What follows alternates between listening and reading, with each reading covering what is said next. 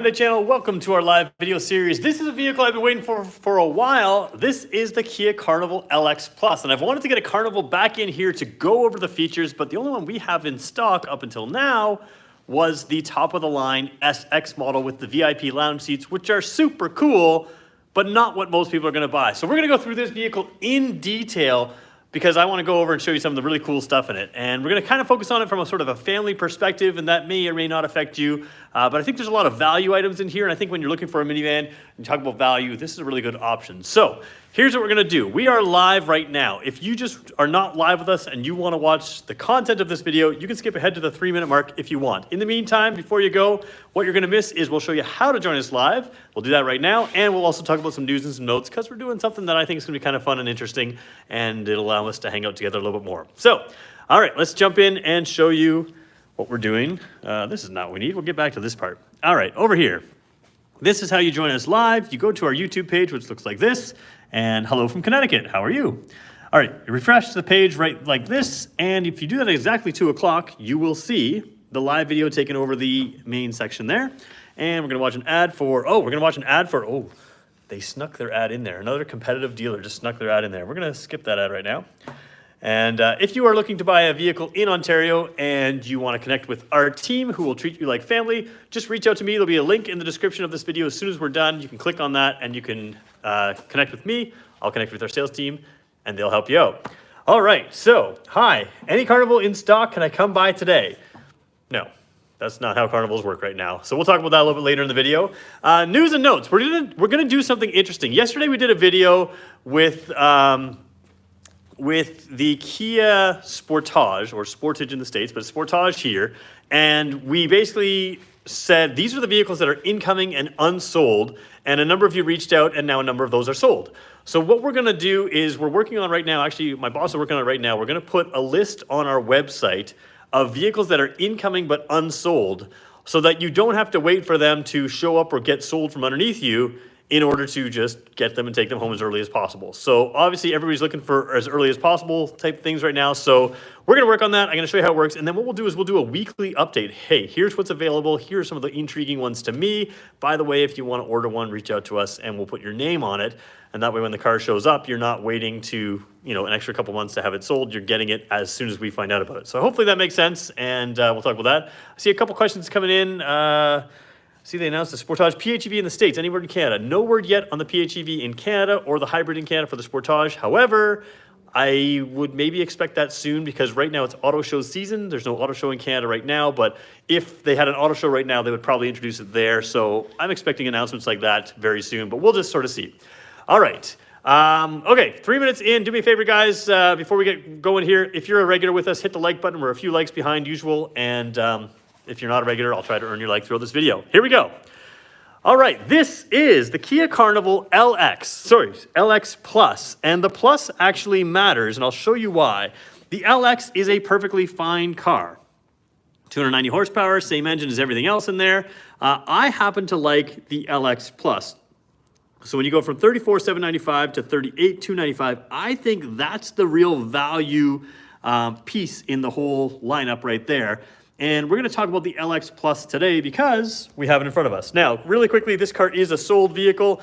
It does have an accessory hood protector there, as well as the accessory visors over here. So those are things that do not come with the vehicle standard. I just thought I should point them out, but obviously you can add them. All right, so what we're gonna do is we're gonna talk about this sort of from a family perspective. I assume that, the average minivan buyer, most of them have kids or young families, that kind of thing. You're looking for value features. Luxury features are super nice, but I think this car is really well designed for families. So I'm gonna try something which I didn't have time to test out before we started, and I think I set it up correctly, but I was in a huge hurry to do it. Here I have the key fob in my hand, and you can see it does have remote start on the key fob. You can have power side doors that open just with the buttons there. Power rear trunk hold that to open that as well. So you've got all those things, but this is a keyless entry key. There's no other buttons on the key fob other than what I just showed you. And you have a couple cool features. The way this keyless entry key works is, obviously you guys understand that if it has a push button start, it has to sense that your key is relatively nearby in order for that push button start to work, right? So it's called a proximity key. It works the same way on the doors. It has to sense that your key is nearby so you can push the button on the door and unlock them. One cool thing it does on a lot of our cars is it can sense that the key, and if you stand with the key behind the trunk and you have it set up correctly, the trunk can open. Now, I think I set this up correctly, but I'm a little questioning myself. I was clicking a couple things and looking at a few things just before I started the video, and I don't remember if I set this up correctly. I think I did. So we're gonna try something here. If it doesn't work, it's actually very easy to set up, and I'll show you how to do it. But I'm hoping for the wow factor here. So get ready with your fingers on the like buttons, because this is the wow factor. This is all I can create. I am not a magician. I don't do things fancy. So when you approach the vehicle and you approach the center of the rear door with the key fob in your hands, hey, it's gonna work. You hear 5 beeps in 3 seconds, and I didn't touch the door. I didn't touch anything. But that comes open, and that is your smart side doors. That, to me, is a really helpful feature for especially someone who's got maybe young kids. Think about yourself. You're holding your kids in your hands and all of their stuff, and then you got to juggle around for your key or juggle around for the little button on the door or that kind of thing. Imagine being able to come up to a locked vehicle, just have the key on your pocket or your purse, stand near the center of the back door. So you're standing in this section of the back door, not by the handle, but just that section right there, and just wait for a couple seconds and that door opens. To me, that's pretty cool. So that happens here on this trim level. And somebody's saying, yes, it's the older models, many, I'm not sure what we're talking about with older models. I missed that. All right. We'll get back to your questions in 1 second. But yeah, that is one of those features that I think is really helpful and really an example of Kia understanding who buys these cars. A lot of time you're throwing kids in here and you just don't want to have to, juggle things, and you want to keep a couple hands on the kid and not drop them like I almost did. Just kidding, I never did that. So anyways, we're going to talk about what we've got here. We've showed you price before. $38,295 is where this one comes in at the MSRP, and you get a lot. So in addition to having, since we're looking at the back seats, we'll just talk about them really quickly here. In addition to having the power doors, you've got a full 8-passenger van here. The top one, the SX model, is a 7-passenger. It only has 2 seats here, and we'll show you the seating and everything else here. The rear seats, they fold into the floor. These seats do not. And now, if you've come from a Chrysler minivan, you're gonna be like, hey, I want my stow and go seats. So we can talk about stow and go. Stow and go seats are great on Chrysler vans. They fold into the floor. Obviously, that's brilliant. The problem with those is they sit low to the floor, they're thinly padded, they're extra small, and then they fold. And I can actually take this seat out quicker than the average person can fold their stow and go seat into the floor. I know that sounds crazy, but if you can lift a toddler, you could probably lift one of these. They're not super heavy. They're a little bit larger, but you can figure out how to do it. There's a way to do it that makes it easy. And I've taken them out before. I'm not gonna take it out today just because I'm filming with one hand and it's not great for a live video. We'll do it in a filmed video later when I can do it with a microphone on and I'm not holding my own camera as well. And I can show you a little bit better. So you have 3 seats across here. There's a lot that you can do. While we're here, let's just quickly throw the back seats down because I want to show you one thing you can do with the middle seat. And again, this is a powered tailgate there as well. I just touched the button there. It opens up. Oh, we've got lots of stuff in here that I wasn't expecting. Okay, let's fragile handle with care. I probably should not throw that on the floor. I should probably be careful with that. I don't even know what that is. Okay, we'll take these mats out here for a second. Oh, these are the heavy rubber mats. Oh, okay, so we're dealing with the good stuff here, whoever bought this car. Excuse me, guys, I thought this was cleared out, and it wasn't, so we're just gonna pull these down. So what we're gonna do is we're gonna throw these rear seats down, and there's a lot of ways you can do it. You're supposed to do it the other way. You're supposed to do this first. All right, I'll do it right. Pull up there, we'll throw these down. So you can see that was pretty easy to do, and the floor folds flat. So we'll just do this again properly. Do that way, do this way here. There we go. All right, I can do that with one hand. Pretty simple to do. Now, the reason I did that is because that middle row seat, you can see the sort of cup holders and pad there like a table. When that folds down, that becomes your center armrest for the center seats. You can see they've got phone holders in there, cup holders in there, maybe an iPad section, anything you want to color, whatever you want.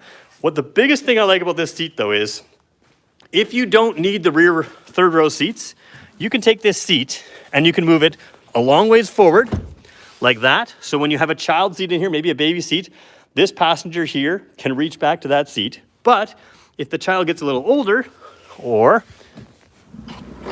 for any number of reasons, you can throw that seat all the way back there, and now you have a staggered seating arrangement where you've got these 2 seats have a separation between them, and this seat is essentially a third row seat. And to be honest, I think I can move it just another inch or so back and have it there. And that, although it looks like a narrow seat, is not as narrow as some of those minivan seats used to be. And now this person back here, they've got their own USB ports back there, their own cup holders, everything they need, and their own space, and you've still got a ton of luggage space around there. So obviously you've got 3 rows together. We can put the rear seats up. I'm gonna leave these down. We're gonna do our teddy bear test just like this later, and maybe we'll talk about it a little bit later, but that is one of the really cool features about that middle row seat that I think is super helpful for just creating a little bit more family peace. All right, if you wanna shut some doors here, a simple tap on the button. So if you have a young child, they can just tap on the button to shut the door. You don't have to pull the handle. Same thing here. You can set this trunk up here to auto close. In other words, it senses me with the key fob near me. We usually turn this off for our customers, but this would turn the auto closing off if you want to do that. But you can set it up so when I stand near the door, it opens up with the key fob, and when I walk away, it automatically closes. If you're the kind of person that always puts your kids in the car first, that's a great system to have. If you're not the kind of person who always puts your kid in the car first, you're gonna wanna leave that system off because it does wait for resistance to pop back up, and you don't want it to close on your little kid's body and then push back up because they'll be angry with you. They won't die or anything, but it will not be super comfortable. All right, let's take a look at the front seat. So again, another reason I really like this LX Plus model, other than the fancy doors, the seating is pretty cool. I really like that it has a powered seat in here. So you've got a lumbar adjustment. I'm the kind of person that thinks someone who buys a van like this, yes, you're gonna be going around town, but this is going to be your vacation vehicle as well.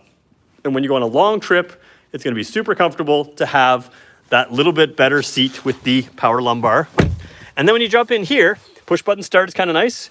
When I turn the car to the on position, you've got the digital gauge through there, or digital display through there. And let's just turn the system off here. There we go. So what you have here is a whole lot of things. So tire pressure monitors are shown right now. We're gonna skip over here. You've got your lane follow assist, your driver attention warning level right there. Driver info, so this is gonna be fuel efficiency. Keep in mind this vehicle sat around on a dealership lot. Let's see how bad it was. Ooh, 11 liters per 100 kilometers. That's not bad, 34 kilometers. So we could do a lot worse. There we go. That's what I was expecting to see. This car is idling on this lot a little bit here. So obviously that's not real fuel economy. The real fuel efficiency of this car is very, very good. But dealership cars spend a lot of time idling, especially before they head out to you. And that's why fuel efficiency isn't good, or the number isn't good there. And then you have your digital speedometer here. Obviously, you've got temperature gauge there, lane keeping assist right there, lane follow assist we can turn on with this button right here. So let's just quickly talk about what those two buttons are. They're just a really good reason to get a vehicle like this. Lane keeping, lane follow assist. So what you have is oops, let's just zoom back out for a second here. You have above your rear view mirror here, on there, looking out forward, you have a little camera. The camera can see the lane markers. So when it sees the left side and right side lane markers, the vehicle can sort of keep itself centered in the lane. Once you turn the lane follow assist on, which is this button right here, that we have the little steering wheel there, it is capable of now centering you in the lane. In other words, steering for itself to keep you centered in the lane. And you'll know it's active when that little green light comes on. When either of these two lights right there or there, when they turn green, then you'll know it's active. And then you just have to keep your hand on the wheel, but the car will actively steer for itself going down the center of the lane. It is a super, super helpful feature to keep you comfortable on a long drive. So it's in this vehicle. It makes a ton of sense. I really like it. And it's very good for safety.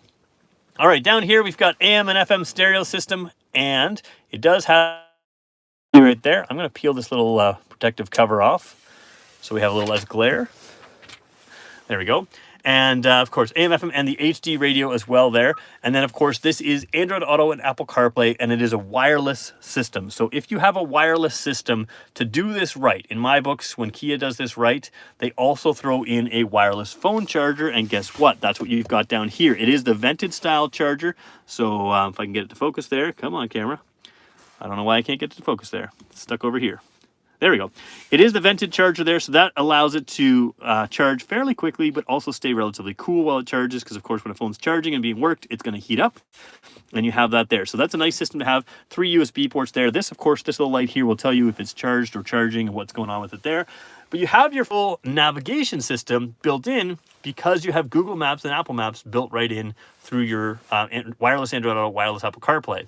A lot of other features in here. If we go through the menus, we can see things like the rear climate you have in here as well, so you can adjust that or see what's going on with it right here. We can show you that in the back there is some adjustment for that system. So let's just turn it on for a second here, and let's turn it down from the high setting just to a random number. Let's set the airflow to there. Let's turn the fan speed down to, well, I guess we kicked it off auto by doing that. But if we do that, you can see we've done the exact same thing for your children to see what's going on and be able to play with it. So if you have children or adults back there, if you have adults, you can just leave it as is. And you can see I can still set it to auto. I can still cycle through where it goes, and I can adjust the temperature there and the fan speed over here. So all the controls that they have back there, you also have right here on the dash. And if you want to lock them out of that area, you can do that. You can keep them from using those controls and just use them up here instead. If we set it to auto, it'll automatically go to, in this case, 25 degrees. Let's go set it to a more reasonable temperature. So set it to 22 degrees. It'll send the rear climate to 22. The reason I like the auto thing is it'll send the air where it needs it. It'll adjust the fan speed as necessary. And like I said, they can control it back there, or you can control it up here. So just a nice little thing to have in your menu system here. Quiet mode is also pretty cool. You can set the rear speakers to turn off, the front speakers to stay on, and that allows you to listen to your music up here while they don't listen to anything back there. Why would you want to do that? Older kids, if they have their earbuds in, they want to listen to their own music and not listen to yours, they can do that. Younger kids, maybe they want to sleep, maybe just want to give them some peace and quiet. So pretty cool there. Lock timeout forever. I'm not sure what that is. Somebody just commented that. I didn't quite understand that. So then over here, you got lots of setup things and everything else in there. So kind of the basic menu here. It is the 8-inch screen, not the 12.3-inch screen. The 12.3-inch screen is incredibly large on the larger models, but you still have such great features here. And the one thing that you get in this 8-inch screen is you have the ability to have that wireless Android Auto and wireless Apple CarPlay, which you don't get on the larger screen. Why? I don't know. I don't have a good answer, but I do know that's what it is. So you can see here, if I turn the wheel left and right, the yellow and red line kind of come with it, and the blue line stays centered to stay centered with your backup. It's very easy to drive and park this car. It also, one thing worth noting, has a fairly tight turning circle. So the wheels turn fairly sharp. For a longer vehicle, they can be hard to park unless they turn very sharp. Makes it easier to park. So visibility is good, and you have that. Is it possible to upgrade to the 12.3-inch display model on this?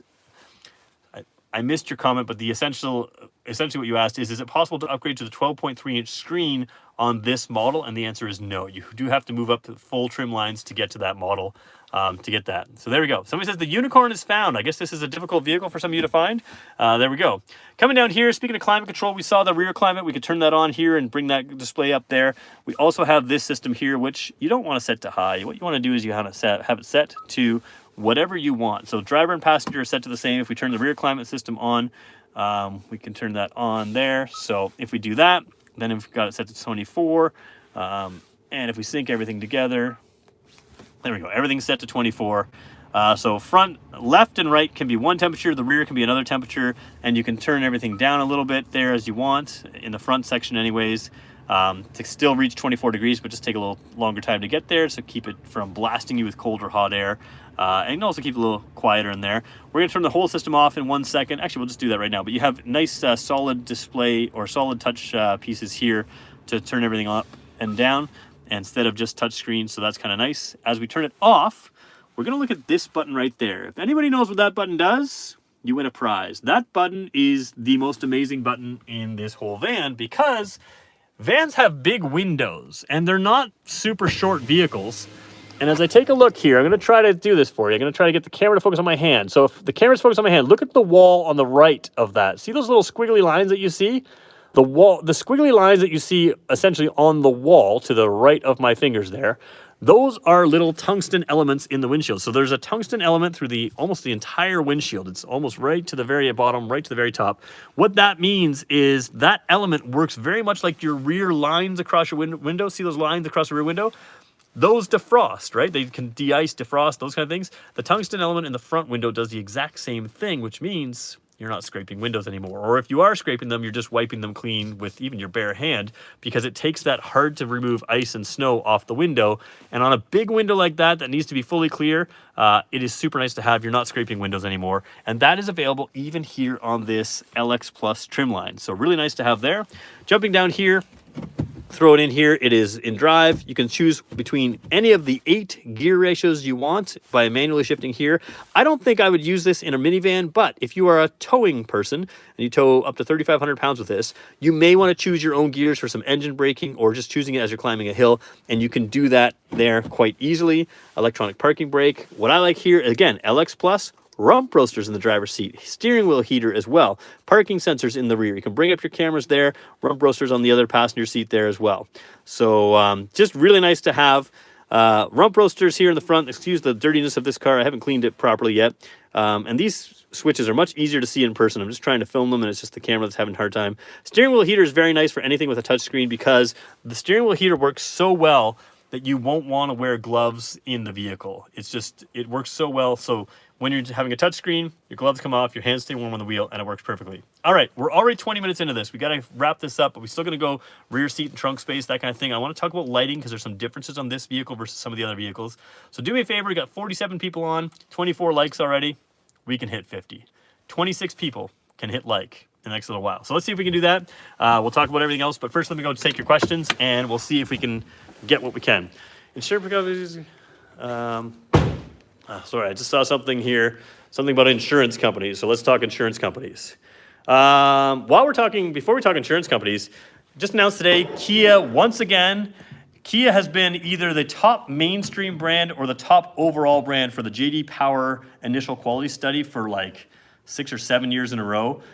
Just announced today that they won again. They beat every brand, mainstream, luxury, doesn't matter. Kia number 1, Buick number 2, Hyundai number 3, Genesis number 4.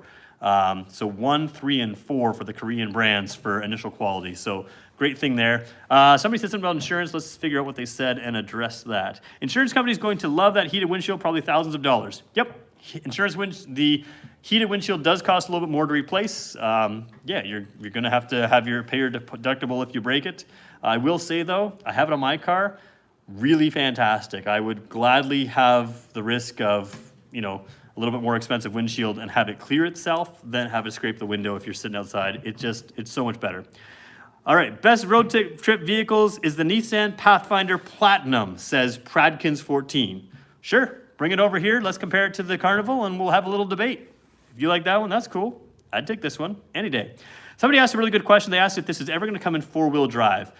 At this point, this vehicle is so popular and supply chain crunches, they are almost a year away to order one in many cases. So that could change. That could change tomorrow. Could change before I finish this live video. But right now, it is one of our longest waits for this vehicle.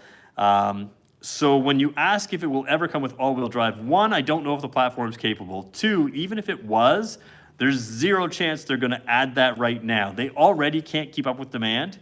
This has been an incredibly popular van. People recognize the value, they recognize the quality, they recognize all kinds of things. So even if they could add all-wheel drive, I don't see them doing it until they can catch up with demand. Making this vehicle more desirable when you can't hit demand is just unlikely to happen. So if you do want an 8-passenger all-wheel drive vehicle and you want to buy a Kia, there's the Telluride sitting right there, and it can also be had. So there's that. All right. People that live on the Canadian-Minnesota border, is easy to turn to Fahrenheit. Yeah, Fahrenheit, Celsius, you can change the temperature whichever way you want. Earliest delivery date is January. Is that true? Yes. Essentially, the Carnival is one of our longest waiting vehicles. Like I said, it's incredibly popular. It is about a year away, and that could change, and we're going to try to keep you updated and honest. You guys don't like it, we don't like it, but that is what it is, and we're going to continue to talk about them because if you want one, you might as well get your order in now, and then you'll know when it's coming, and you can go from there. So, how sensitive is the obstacle detecting driver's window? Don't test it. I've tested it. It's not the most comfortable thing I've ever done. Actually, I didn't do it to my own fingers. I did it to one of our sales guys. I found it to be entertaining.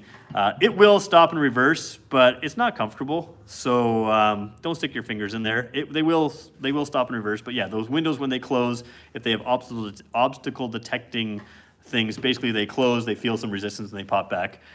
It is designed to push through some resistance. There's snow and ice and other things that it could push through. But yeah, it's not comfortable, but it will bounce back. So, oh my goodness. I'm laughing at one of our regulars' comments about, I said, don't drop your kid, and she has a personal story there, which was pretty funny at the upper part of the comments there. Okay. In Minnesota, we need all-wheel drive by the Canadian border. I live in Canada. Don't need all-wheel drive. You need good snow tires. To be fair, if you need all-wheel drive and you need ground clearance, we have the Telluride, right? Maybe this minivan's not right for you, and maybe it would be better with all-wheel drive, but most people just throw some winter tires on. It's got the most ground clearance out of any minivan, so it does well that way. And I don't disagree it would be better with all-wheel drive, but you can't disagree with the results. They're selling every one of these they can make and more some. All right, love the video on the Seltos ordered an SX, but on back order. Oh well, keep up the great videos. Yeah, everything's on back order right now. Some things are much shorter weight than others. Carnival's one of the longer ones. All right, let's go through. We're gonna go through and do the teddy bear test with the seat up. I have done the teddy bear test with the rear seats down, and teddy bear hides in the floor with just his belly hiding up. If you don't know what I'm talking about, you're about to see. We've never done the teddy bear test with that middle row seat back, and we're gonna do that right now just to show you. Teddy bear test is our trunk testing, basically trunk size testing. Basically, it allows you to take any vehicle that we have and see it relative to the other vehicle. So right here, again, if I have these seats up, teddy bear, when he's in there, is basically all the way under the floor here, and his belly just barely rises above there. He's completely hidden the floor. There's a huge well when you have those seats up. It is probably class leading. It is certainly larger than anything I've noticed recently. So if you have the seats down, there's a one teddy bear trunk. This is your Kia Forte, right? That's basically, maybe the Forte's got a little bit more length there, but you know, that's kind of the space you have here. Now, of course, you can stack super high here, but you also have the ability, even with that seat back, to go with your teddy bear and stake him up there and have him easily fit lengthwise this way with plenty of room, lengthwise this way with plenty of room, and if you move that seat back forward and you put them all in a row, then obviously you can see this is a 3 teddy bear trunk, or 2.5 for sure, with him laying that way, and you can still stack them on top. So just tons and tons of space. If you want a 4x8 sheet of plywood in here, it fits with the door shut. It's class leading luggage space. There's not a minivan out there that has more space. If you're buying a minivan, you're buying it because you need space. If you want the one with the most space, this is the one. Now, there's a couple things I want to point out to you in the rear area here. While we put teddy bear back on his spot, he'll be fine. All right, a couple things I just want to show you here. When you are in these rear seats, if you're sitting back, first of all, this is cargo area. That's a 12-volt plug in the cargo area. I just wanted to point out that, I know we saw this before, there are USB-C ports for every seat, essentially, not maybe the middle one in the rear row seat. You also have the blinds here, which can be brought up on every window, other than the very 2 front windows, the middle row and this row window. And when we mention those USB ports, we should point out that you still have them in the middle row seats here too. As we open the door here, you have those USB ports right there on the side of the seat. So let me just jump in here for a second here. And you can see the USB port there. They do this right. You guys have seen me complain about pockets in the past. You have a pocket here. You have another stretchier pocket right down here. You have a little grocery bag hooked there. You have a 12-volt port there. Mentioned the USB port there. It's the same thing over here with the USB port here. This seat is tilted a little bit further back for filming. I forgot to put it back upright. But same thing here with a pocket there and the stretchy pocket. And even though this seat is back too far, let's just flip around here. Take a look at here. Headroom is immense. Legroom is tons. And I can move this seat forward. Where am I right here? Oops, that's not, what am I doing here? Come on, there we go. I can move it forward a long ways and be comfortable. I can move it back a long ways and be comfortable as well. So legroom, knee room, adults, doesn't matter who you have back here, you're gonna fit anybody of any size. It's just very, very spacious. And while we did point out the climate controls right there, I don't think we pointed out the vents as well back here. So you've got vents for everybody, upper, lower as well. So just overall, if you want to keep passengers happy, you can't go wrong with the Carnival. It's just really, really good that way. I did want to point out headlights. Actually, one more thing I should point out. I can tap this button right here also to shut the door. I'm going to hop out and do that. So we're going to look at that button right there. Going to tap it there. It's inside the door. One thing I want to point out before we shut it, that handle there as a grab handle to get in. Grab there, climb yourself in. Makes it very convenient that way. Okay, headlights. Let's talk headlights because they are different here. Oh, you know what? We left the trunk open, so why don't we just shut the trunk by doing this. There are all the buttons for the doors. You can hold that there and shut the trunk down. It's coming down right now. Okay, so we're gonna let that shut. There it is, it's shut. Turn the vehicle back to the on position. We're gonna turn the headlights on, and I'm gonna turn the left side signal on just so you can see the signal right there. And we're gonna take a look because the vehicle has 2 different headlights. Depending on the trim line, they all are LED. And you can see this color isn't very accurate when I film here. I don't know why. But there's a fairly sharp cutoff. And these are white LED headlights, so they don't look super white there. That allows it for a more daylight color at night, and that allows you to see very clearly what you're seeing. Your eyes understand what they're seeing when the color is familiar, so you can identify things quicker at night. That's one of the benefits with LED lights. Now, There are two types of LED lights. These are called the MFR lights if you ever look at a spec sheet, and they are very good. They are not technically the best headlights we have. You can get the higher trim line headlights, which are a little bit more projector beam style, a little more rounded circles in there. So you do have LED lights right there. And then of course down here is your high beam, and that is sort of buried in the dash. That's the same design. You have a different grille on this LX model than you do on some of the EX or SX models. And this one here has its signal light right here, whereas on the higher end trims, this section changes to your signal light, and there's some dashes in here, one of them which changes, one of them doesn't. So a little different front end design here with that different grille. And again, these daytime running lights are normal white ones. Somebody's gonna ask me if these high beams are halogen or LED. I believe they're full LED. So let's just make sure of that by just flashing the headlights. Come on, camera. I should point out that when you do have, yep, so we're good. They are full LED high beams as well. I don't know if you can see that there. It's the same color, so LED lights there. All right. On the LX Plus model, you don't have the mirror signals. You do gain them in the higher trim levels, just something worth pointing out. I don't know that's going to be a huge thing for somebody else. Down here out back, the higher end trims have the very similar look here, but you have an LED look. These are a little bit more jeweled, and that's just because they are not LED lights. So same thing there. This is just a mirrored reflective strip, so it looks like lights go across, but it doesn't. The lights end right there. And then of course, signal lights down low. I didn't design them. I know some of you guys don't mind that. Some of you guys really don't like it. It's a styling thing. I will certainly argue that it is not an unsafe thing. We can talk about that in another video. One thing I should point out as well, a lot of time on the lower trims, they take the roof racks off. They don't put them on. Here you've got good roof racks that are really long. And what I kind of like is this back section is kind of like a handle. So when I have my right hand here on the back, I have a nice strong handle to get my hand all the way around. So what I can do is I can use my hand on there and my foot on the tire, and I can reach whatever's up there to tie it down if I've got a kayak or something else like that. So that is your Kia Carnival LX Plus. We got 47 likes so far. I'm gonna go back to answer your questions now, if there's any more questions here. I think we were aiming for 50 likes, so we got 3 people that are just holding us back right now. I know who you are, so let's see if we can do that. All right. We don't have a Kia Carnival in Europe. No, you don't. This is a North American only, well, not actually North America. It's very much a world vehicle, but it is a large vehicle, and they tend to keep their largest vehicles not so much in Europe. So there was that. Does the EX Plus have the straight taillights like the SX? I believe so. I think the EX Plus is identical on the outside, on the rear, as far as lighting goes. Yeah, I'm pretty confident about that. So yes, I'm gonna say yes, 95% sure. All right, winter tires are key. Absolutely, winter tires are good. And I'm not disagreeing with people who want all-wheel drive. I have all-wheel drive on my vehicle. Like I said, this vehicle is selling so well the way it is. I would argue if you have snow that deep and that kind of thing, you probably want even more ground clearance again. So that's when you're stepping into something like a Telluride or something like that.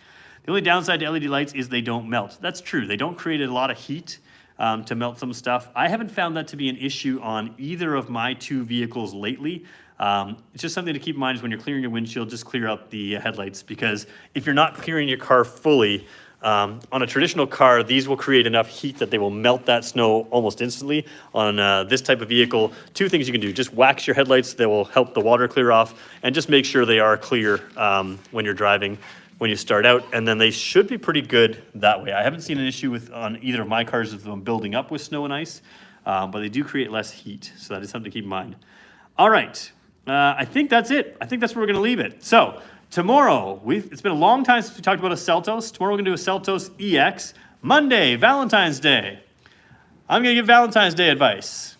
No, I'm not, because I'm terrible at that. Monday, we have the Kona N. This is the Ultimate Performance Kona. I'm going to go see it this weekend. I'm going to have it on Monday. We're going to keep it around. We can pull it back in here if we have more questions on it. That's a vehicle we've been waiting to see for a long time. It's a performance vehicle, but still a crossover, and it's kind of an interesting mix. It's the new hot hatch. It's the hot hatches of 2022. So that car is going to be pretty exciting. We're going to do that. So like I said, Seltos tomorrow, Kona N on Valentine's Day, Monday. Lots coming up, and we're going to have some new series coming in here as well. So lots coming on. I want to thank everyone for joining us, and thanks for watching us today, and we'll talk to you again tomorrow.